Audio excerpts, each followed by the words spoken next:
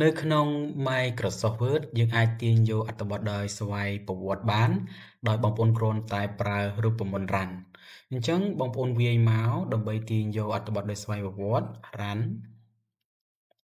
បិទហើយនឹងបើកវងកញ្ចក់ឲ្យបងប្អូន Enter មកណាអញ្ចឹងបងប្អូននឹងទទួលបានអត្ថបទដោយស្វ័យប្រវត្តិហើយនៅក្នុងនោះផងដែរបងប្អូនអាចកំណត់កថាខណ្ឌបាននិងចំនួនអក្សរនៅក្នុងកថាខណ្ឌបានឧទាហរណ៍ថា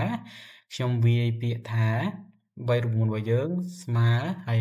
Run បើកវងកញ្ចក់ខ្ញុំចង់បាន3កថាខណ្ឌហើយនៅក្នុងមួយកថាខណ្ឌគឺខ្ញុំចង់បាន5ជួរអក្សរអូខេអញ្ចឹងខ្ញុំបិទវងកញ្ចក់មកខ្ញុំ Enter អញ្ចឹងខ្ញុំទទួលបានហើយណានេះកថាខណ្ឌទី1កថាខណ្ឌទី2កថាខណ្ឌទី3អញ្ចឹងនៅក្នុងកថាខណ្ឌនីមួយៗគឺខ្ញុំមានចំនួន5ជួរនេះគឺជារូបមន្តនៅក្នុងការទាញយកអត្ថបទដោយស្វ័យប្រវត្តិបងប្អូនក៏អាចប្រើរូបមន្តផ្សេងបានដែរណាឬរូបមន្តនេះណាស្មើរូបមន្ត lorem ស្មើ L O R E M ហើយបិទនឹងបើកវងកញ្ចក់មកបងប្អូន Enter មកណាក៏ទទួលបានអត្ថបទនឹងផងដែរអត្ថបទដោយស្វ័យប្រវត្តិផងដែរណា